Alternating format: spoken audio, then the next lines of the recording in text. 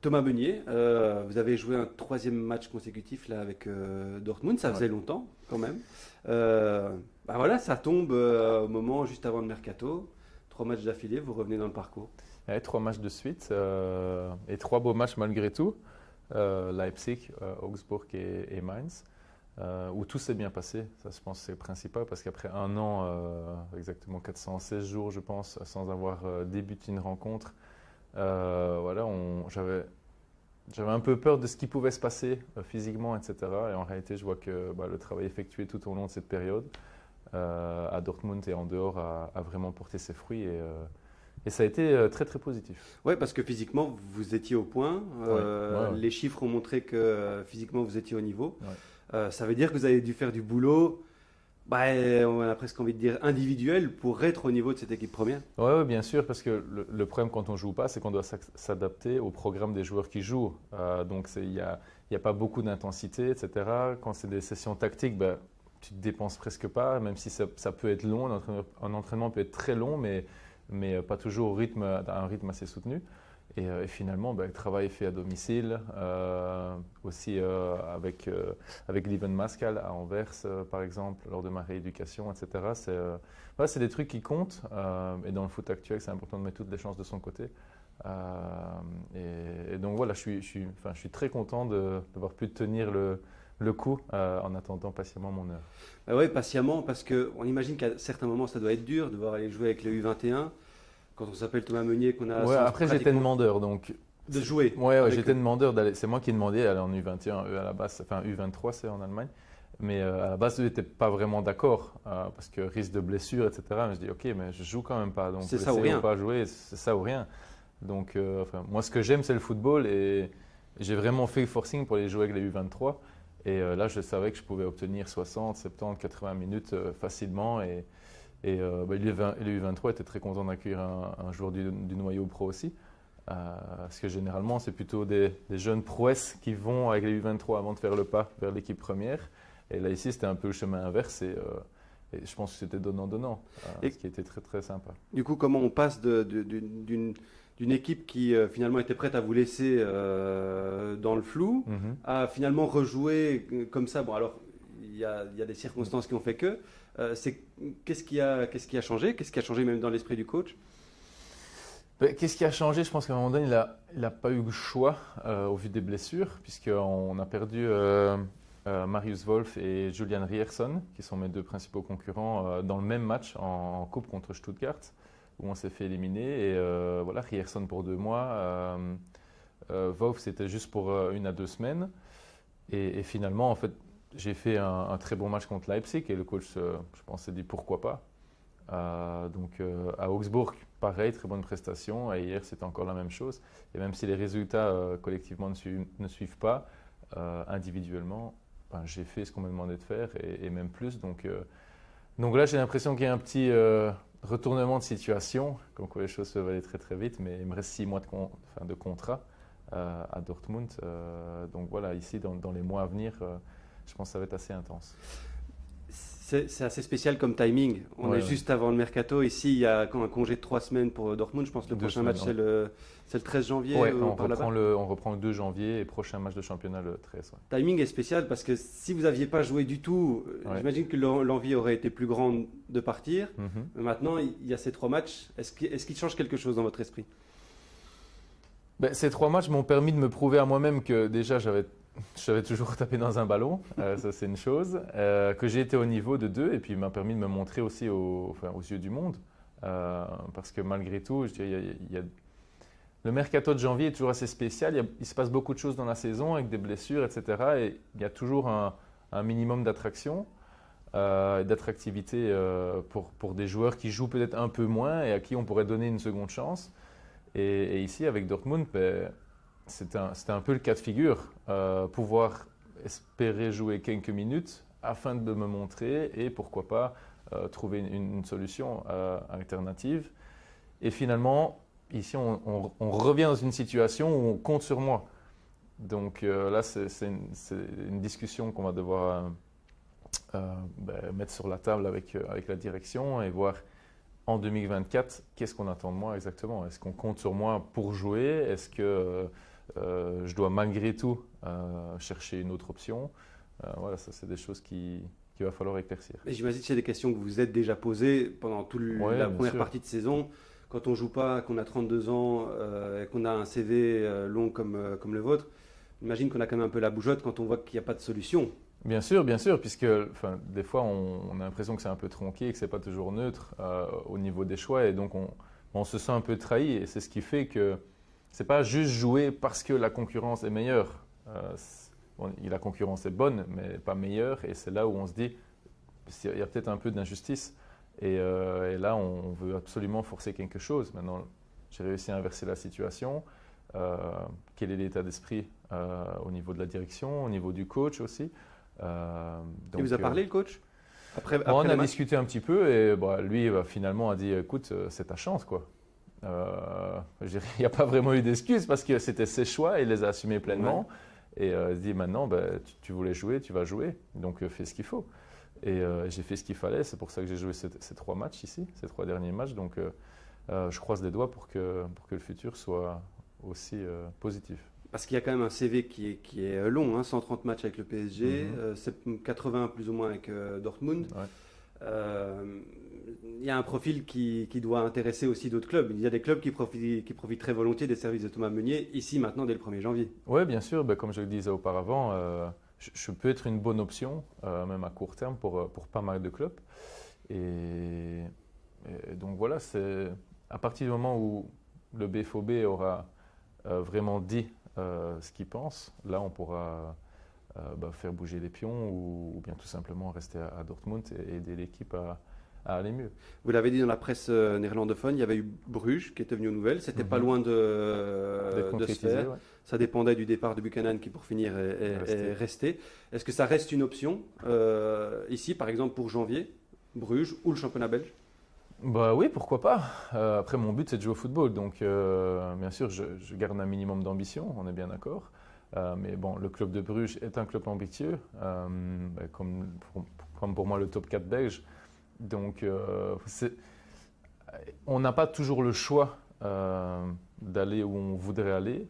Et à un moment donné, il faudra juste regarder ce qu'il y a sur la table. Après, là, c'est encore un peu tôt pour prendre une décision parce qu'en ce moment, il n'y a rien vraiment de concret. Un championnat compétitif quand même, plutôt que d'aller voir ce qui se passe là où il y a de l'argent, pour l'instant dans les Émirats et tout ça. Oui, après, mon but, je ne peux pas avoir le beurre et l'argent du beurre. Je pense que ce sera compliqué. C'est ou je choisis l'argent ou je choisis le football. Là, pour l'instant, on en est là. Et ma priorité a toujours été le football. Donc, ce sera au club qui m'offrira la possibilité de me montrer et de faire ce que je fais de mieux. Après, vous avez 32 ans et j'ai lu dans une interview que vous disiez jouer avec plaisir, peut-être jusque 40 si le corps le permettait. Ouais. Ça fait que la carrière est encore longue. Oui, c'est comme si je débutais, hein. Un peu de choses près. Non, franchement, le foot, c'est vraiment tout ce que j'aime et je me lève tous les jours avec le sourire parce que je fais, c'est pas un métier pour moi, c'est une vraie passion, c'est un vrai plaisir. Et même s'il y a des moments un peu plus contraignant, un peu plus compliqué, je reste conscient de la chance que j'ai d'être footballeur professionnel et si je peux le faire jusqu'à 40, 45 ans, sur une carrière à la Ryan Giggs, pour moi c'est la carrière exemplaire.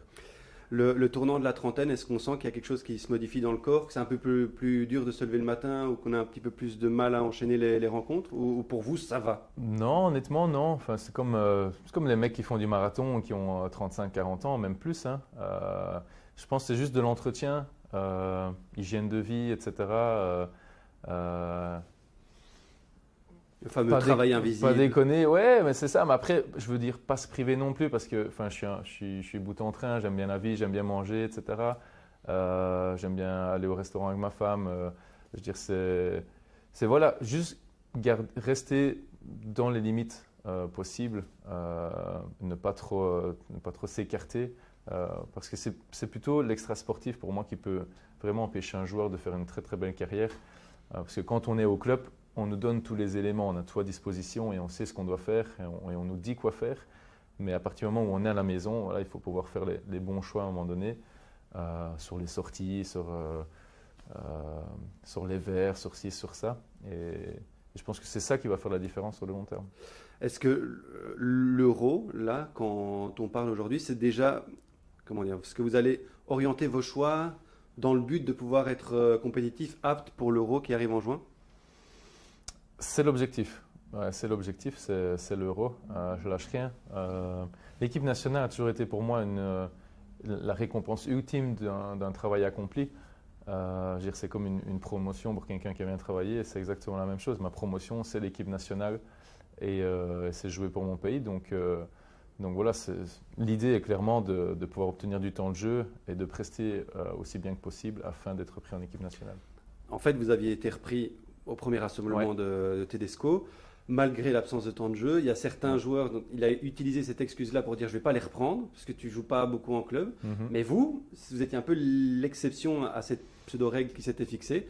Ça veut dire qu'il y a quand même un statut particulier peut-être pour vous quelque part. Non, je ne pense pas qu'il y ait j'ai un statut privilégié. En fait, c'est en fonction de la concurrence à ce poste-là. À mon poste, il n'y avait que Timothy en fait. Timothy Castagne. Et donc même, on l'a vu, j'ai été au rassemblement, je n'ai pas joué une minute. J'étais très heureux d'être là et de faire leur connaissance, mais je ne suis même pas monté sur le terrain. Tandis qu'un mec comme Axel, par exemple, la situation est complètement différente parce qu'il y avait 6 ou 7 milieux de terrain. Donc oui, il y a des gens qui jouent moins, mais qui sont quand même repris, faute d'eux. Il y a des gens qui ne jouent pas du tout et là qui n'ont vraiment aucune chance. Donc c'est surtout en fonction, je pense qu'il faut analyser à ce moment-là les joueurs repris dans le groupe et les besoins de l'équipe. Parce que finalement, des backs droits, il n'en a repris qu'un seul, en plus de Castagne, de vrais backs droits, c'est Hugo Siquet. Oui. Sinon, pour le reste, en fait, c'est là qu'il y a de l'espoir pour vous, on imagine, parce que la concurrence n'est pas là. Oui, bien sûr. Après, même s'il y avait 5 ou 6 backs droits, ça c'est de la concurrence, c'est aussi pouvoir jouer dans son club et pouvoir bien le faire. Après, tout le monde même si tout le monde jouait dans son propre club, il y a des prestations qui font qu'un joueur va être plus apte à s'intégrer dans un 11 de base, dans tel système, etc. etc. Je pense qu'il y a beaucoup d'éléments à prendre en compte afin déjà de sélectionner un joueur et puis de le faire jouer. Oui, c'est vrai qu'à ma place, pour le moment, c'est encore un peu trouble. On a l'impression que c'est clair aussi que Tedesco, il est clair dans ce qu'il veut, et dans les profils qu'il veut. Il ne teste pas 50 milliards de choses. Son groupe, il est assez restreint. Je pense qu'on peut déjà pratiquement donner ces 23 pour l'Euro, à quelques exceptions de près, dont vous. Sa clarté que nous, on a l'impression de ressentir, est-ce que vous l'avez ressenti aussi? Après, moi, je l'ai surtout, vu que c'était ma première sélection, je l'ai surtout ressenti dans sa manière de faire, les entraînements, etc. Tout est très organisé, très discipliné. Je veux dire, 1 heure avant l'entraînement, on sait déjà ce qu'on va faire, dans quelle équipe on se situe, etc. Tout est sur écran, tout est partagé. Ils ont leur staff technique, c'est exactement ce qu'il fait, à quel moment il doit le faire. Et au niveau management, ils sont aussi très très bons. Comme je l'avais déjà dit dans une interview précédente, je pense que vraiment que Tedesco et son staff sont les bonnes personnes pour la nouvelle génération qui arrive. Et on l'a vu, ils sont parvenus à intégrer des joueurs. Il y a quelques années de ça, jouer dans le championnat de Belgique, c'était mort pour aller en équipe nationale. Et maintenant, il y a beaucoup de joueurs du championnat de Belgique qui sont de plus en plus repris. Déjà parce qu'il y a de la qualité, c'est intéressant. Et en plus d'être repris, ils ont du temps de jeu. Donc il y a eu beaucoup de mix. Il y a eu, différents systèmes, différents positionnements qui ont tous porté leurs fruits puisque en fin de compte, on n'a pas encore perdu un match sous l'ère Tedesco, que ce soit en amical ou en match officiel. Et c'est la preuve qu'il fait du bon travail avec les joueurs qu'il a. On voit que son maître mot, c'est quand même l'intensité. On voit qu'il aime bien le championnat allemand quand même aussi. Forcément, il a un affect avec ça. Mangala, il vient de là. Dodi Lukebakio, il était là. Deman, il est arrivé dans ce championnat-là. Vranks, maintenant, qui est titulaire avec Wolfsburg aussi. Il y a quelque chose de particulier avec ce championnat qui requiert aussi des qualités particulières à avoir et on voit qu'il les apprécie. Oui, le championnat allemand est un championnat qui met beaucoup d'intensité. On le voit rien que nous dans nos matchs. Hier, j'ai joué 80 minutes, donc un quart d'heure en moins que certains joueurs et j'étais à 11,45. Donc ça, ce n'est pas quelque chose qu'on peut facilement atteindre, par exemple, dans le championnat de France ou en Italie. Je dirais, le championnat allemand est vachement complet, offensivement, défensivement. Il y a des équipes qui ont, par exemple, les équipes du bas de classement, les équipes du haut de classement ont des profils complètement différents, mais cette intensité parvient toujours à rester.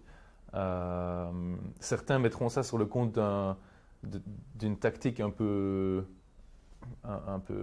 tangente, mais pour moi, je vois ça comme un all-in en réalité. Et on l'a vu encore nous hier contre Mainz. Tu perds une balle, tu dois sprinter 60 mètres parce que directement l'équipe adverse part en contre. Voilà, c'est un jeu assez varié. La Bundesliga remplit beaucoup de cases comme la Première Ligue. Là, on a vu aussi qu'il a eu son changement de système, le passage à 4 de manière générale. Toi, comment est-ce que tu as vécu le fait de ne pas être dans la sélection pour toutes les qualifs je sais pas, est-ce que tu as regardé tous les matchs des Diables Rouges? Oui, la plupart des matchs. Après, le vivre, on le vit en espérant que la qualification se passe parce qu'on espère toujours faire partie du groupe à un moment donné. Et il vaut mieux que ce soit au meilleur moment en fin de compte. Moi, ce que j'ai vu m'a énormément plu avec cette nouvelle ère. Quand on voit par exemple Jérémy Doku, Onana, c'est le futur, tout simplement. Et je suis content qu'on puisse avoir un réservoir peut-être pas aussi large qu'un pays comme la France ou l'Angleterre, mais malgré tout un réservoir assez riche et surtout qualitatif.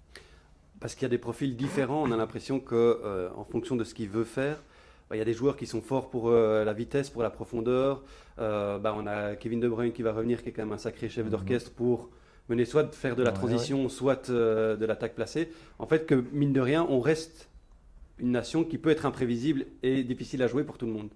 Bien sûr, on va peut-être passer de favori à outsider, mais un outsider peut très bien gagner une compétition. On l'a vu à la dernière Coupe du Monde avec la Croatie, avec le Maroc, ça a été, qui ont fait un parcours sensationnel.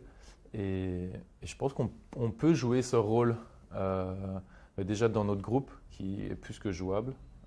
J'en reste persuadé. Et puis par la suite, il faut un peu de chance au tirage aussi peut-être, mais aller en quart de finale ou en demi-finale du prochain Euro n'est pas quelque chose qui serait totalement inimaginable. C'est en Allemagne, l'Euro, les infrastructures, on imagine que c'est top.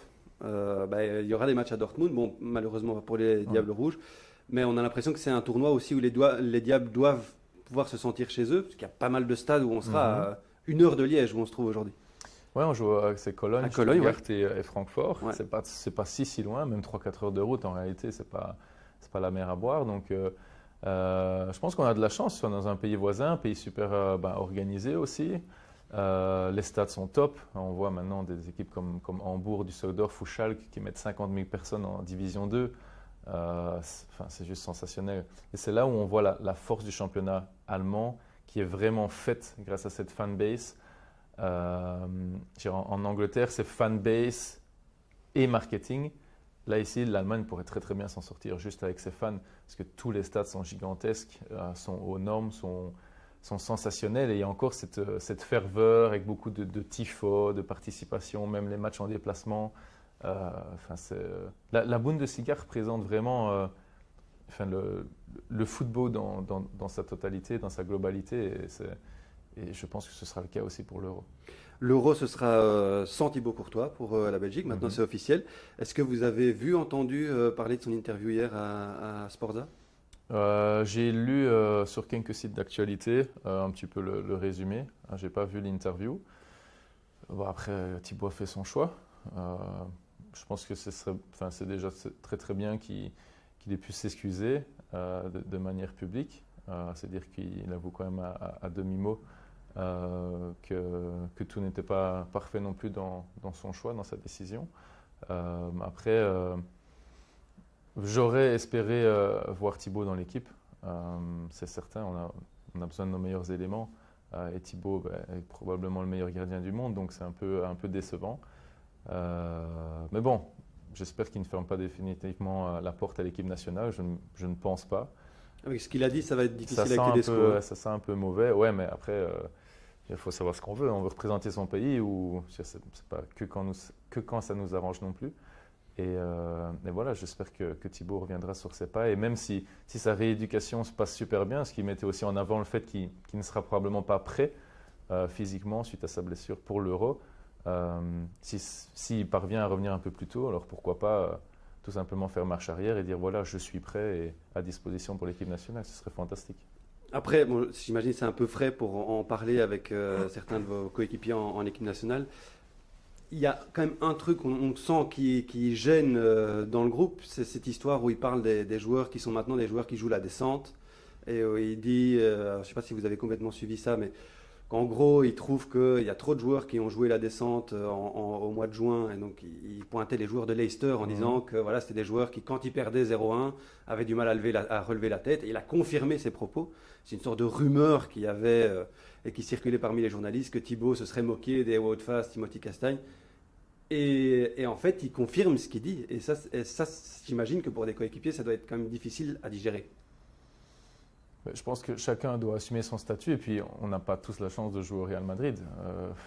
Enfin, tout simplement. Et on a eu dans le passé des joueurs qui jouent à Barcelone, à City, à Tottenham, etc.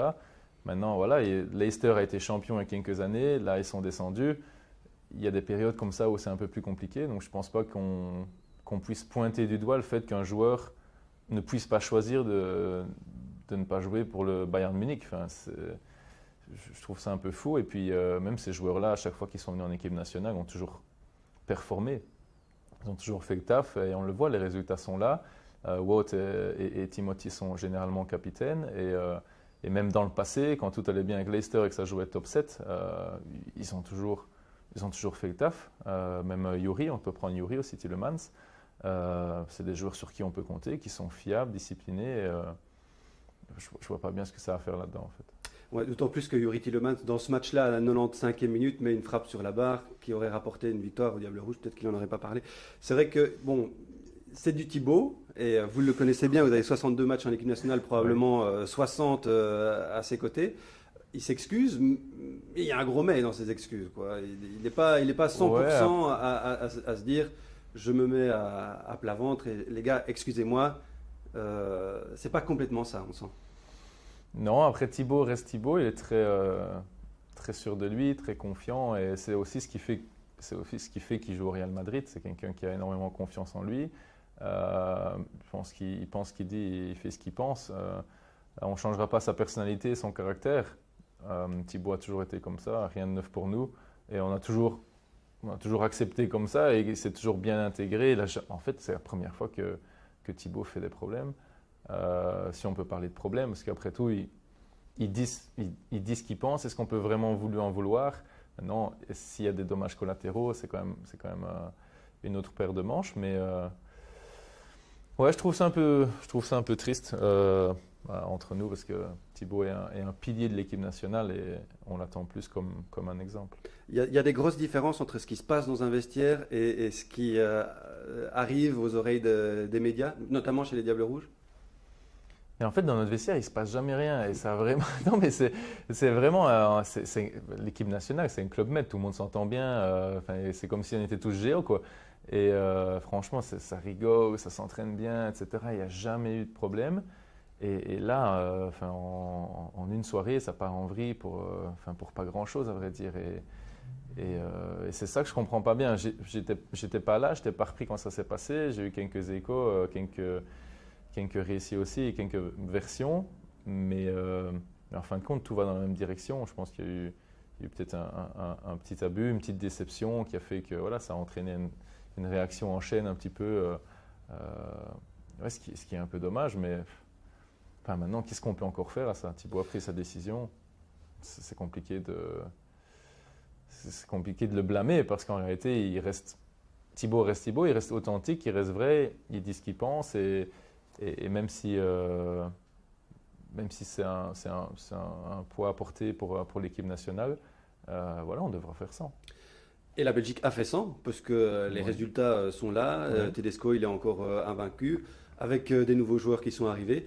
Il y a par exemple un Axel Witsel qui est parti, les Alderweireld qui est parti aussi.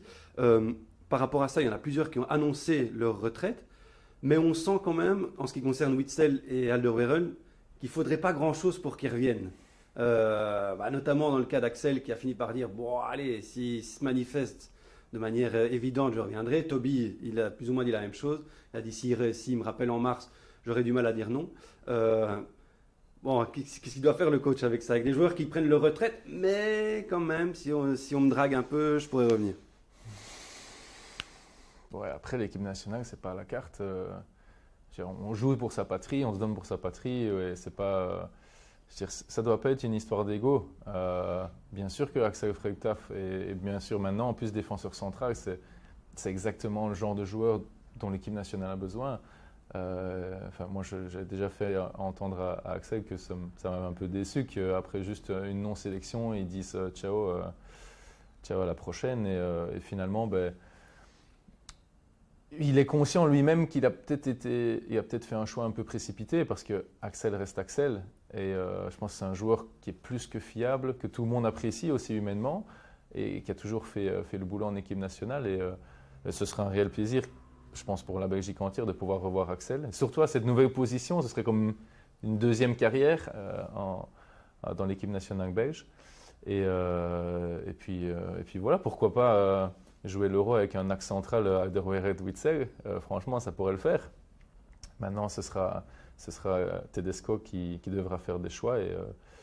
Et c'est sûr qu'après, il y a des joueurs qui ont été là, qui ont pris leur position maintenant suite à ces refus de sélection et qui sont bien installés. Est-ce que ce serait juste ou pas juste pour eux de tout modifier, de tout chambouler alors que tout s'est bien passé? Ça, c'est des choix du sélectionneur. C'est des choix. On a quand même un joueur, Axel Witsel, qui est titulaire dans un des 3 meilleurs clubs d'Espagne, qui joue à chaque match. Sûr. Et défendre à l'Atlético Madrid, c'est quand même une science. On sent qu'il y a un petit éléphant dans la pièce quand même pour Tedesco.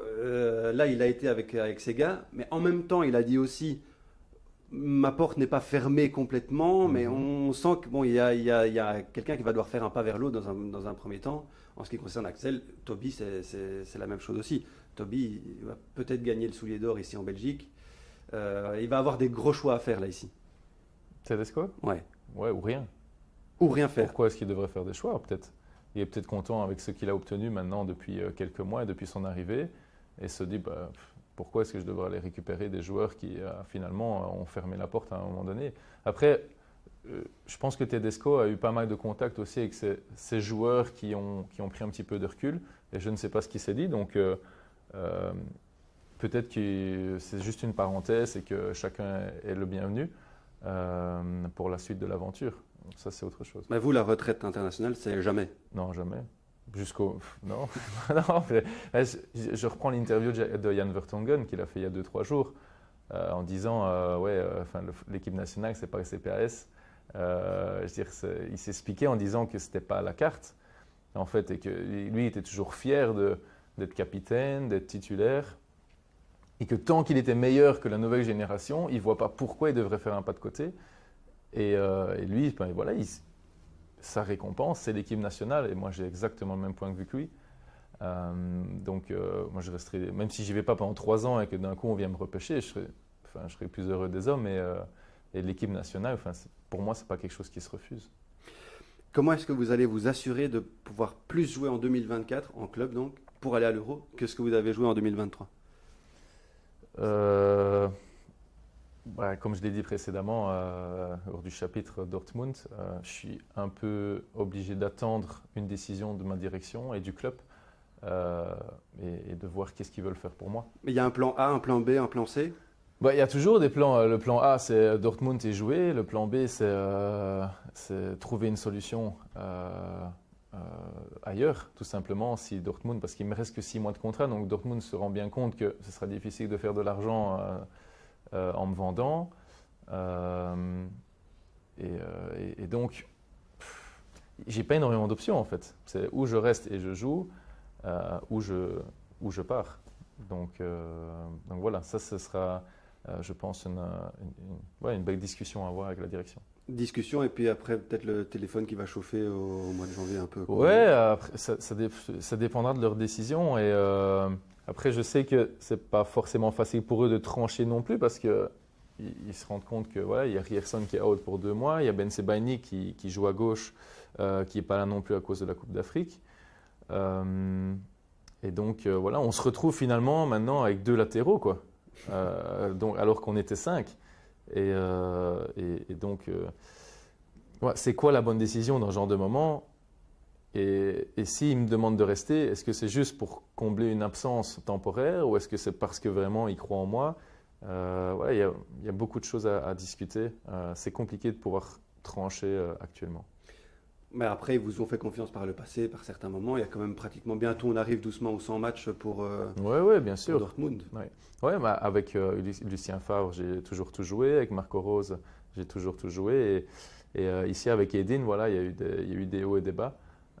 Surtout dernièrement, beaucoup de bas. Mais bon, voilà, les hauts reviennent petit à petit. Et qui sait, c'est peut-être un haut définitif. Est-ce qu'il faut croire l'entraîneur quand il dit maintenant on a besoin de Thomas Meunier? En fait, est-ce que vous pouvez vous fier à ce qu'il a dit? C'est un peu ça la question. Parce que du jour au lendemain, il a reparlé de vous en conférence de presse, en termes élogieux et tout ça. On imagine que parfois c'est difficile d'être suspendu aux lèvres d'un entraîneur quand surtout les actes n'ont pas joint la parole. Je ne crois aucun mot de qui que ce soit dans le football. C'est un monde assez ingrat. Non, je n'ai confiance qu'en moi-même. Et ce qui fait qu'il a aussi tenu des propos élogieux, c'est parce que je suis irréprochable aux entraînements, etc. Je suis premier arrivé, dernière partie. Professionnellement, il peut rien me reprocher et il sait que quand il doit me faire jouer, je suis prêt pour jouer. Maintenant, voilà, il fait des choix parce qu'il y a de la concurrence, parce qu'on est plusieurs sur un même poste et je l'accepte complètement. Maintenant, voilà, il sait aussi que s'il veut me faire jouer, je serai toujours à disposition. Est-ce que vous êtes un joueur qui a besoin d'enchaîner pour être bon et donc plutôt un diesel ou plutôt une super 98 quoi? Non, il me faut énormément. Là, ici, j'ai repris 3 matchs et je cours entre 12 et 13 bandes par match. Donc, je sais que s'il me fait jouer 3 ou 4 matchs de plus, j'arriverai aux 15 km. C'est bon. Bon, 2024, alors, on souhaite quoi? Du temps de jeu, la santé, que ce soit pour ma famille et pour moi-même. Et puis voilà, juste du bonheur dans l'ensemble.